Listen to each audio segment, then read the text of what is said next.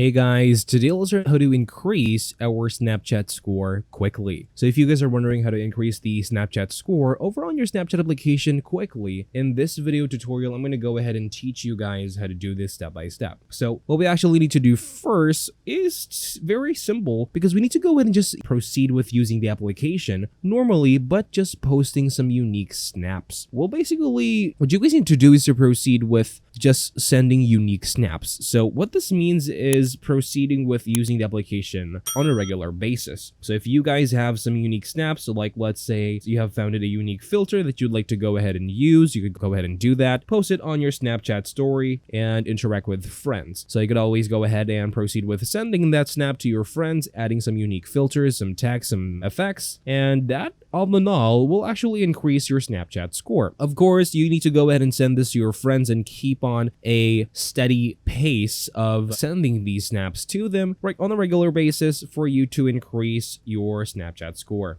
Essentially, that is all for this video. Thank you guys for watching and take care.